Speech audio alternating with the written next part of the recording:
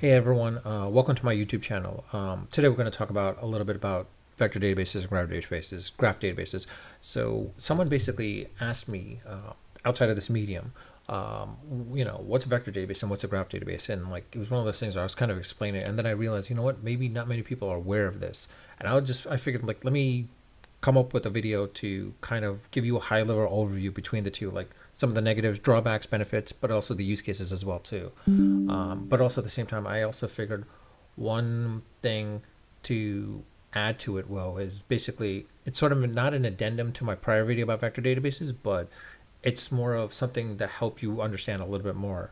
Now, I should ask that if you haven't subscribed, please subscribe if when necessary. Oh, not please subscribe when you subscribe.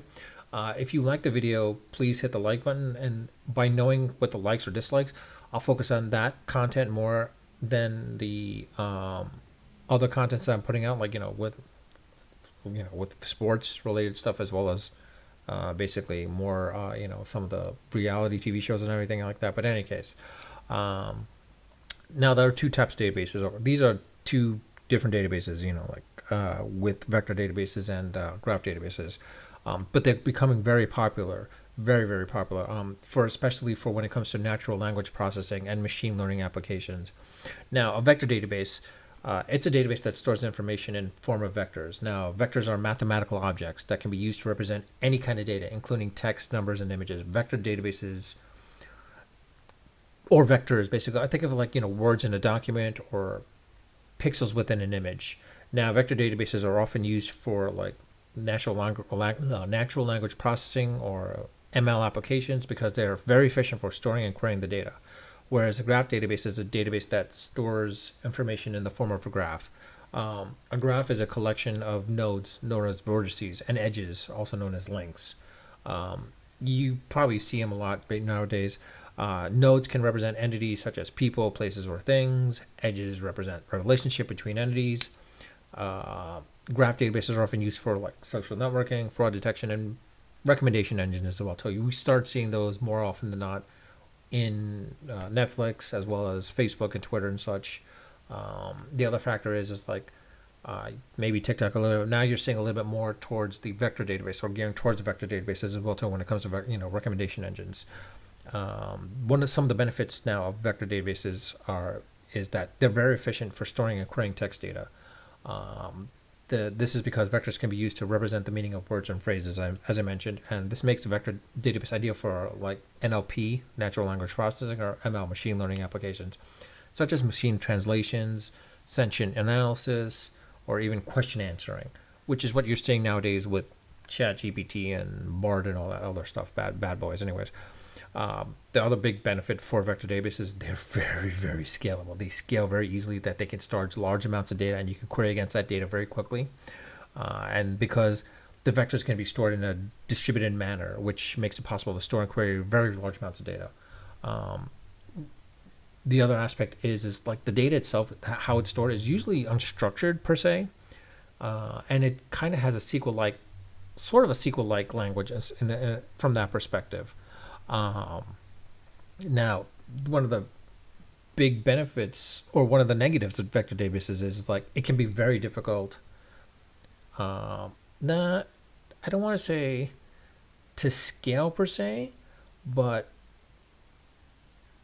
it can be hard to um,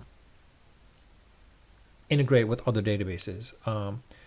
They use a different form of data model basically than traditional relational databases as well. No, I mean, it could probably integrate with maybe MongoDB in ways, but more so, quite honestly, it's a different data model altogether. Like I said, it's unstructured, but you're starting to see a lot more relational database engines creating extensions. Like there is a vector database or vector extension for Postgres.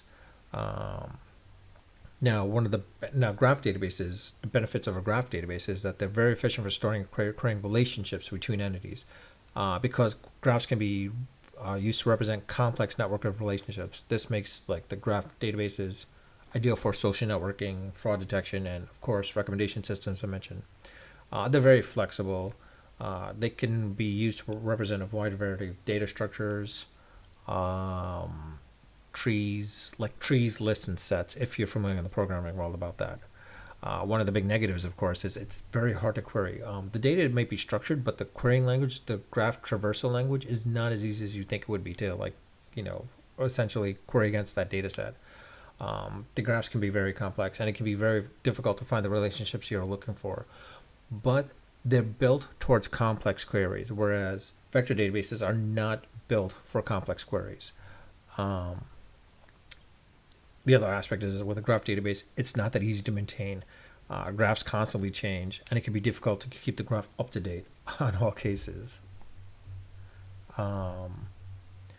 Vector databases are often used for, as I mentioned, with NLP and ML applications. Some of the examples of NLP use databases like machine translation, sentient analysis, question and answering, spam filtering, fraud detection, as I mentioned.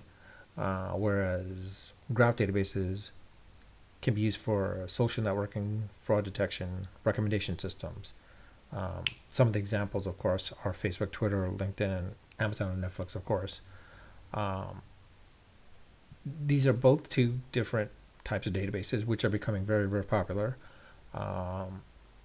As I said, vector databases are efficient for storing and querying text data, while graph databases are, efficient for storing and querying relationship between entities. One of the other factors is as well too is with the vector database, with the graph database, they're more mainstream. Some of the technologies some of the engines that are out there are a little bit more mature than vector databases. Vector databases are becoming more and more popular because now you're seeing AI models as well as machine learning models that algos that are using it, querying against that vector database is much more easier to query against, essentially. But with that, I'll leave it at that. If you have any comments, questions, please leave them in the comment section. I do respond to them. And again, if you haven't subscribed, please subscribe. With that, I'll leave it at that. Unfiltered, unedited, and unrehearsed. Until next time.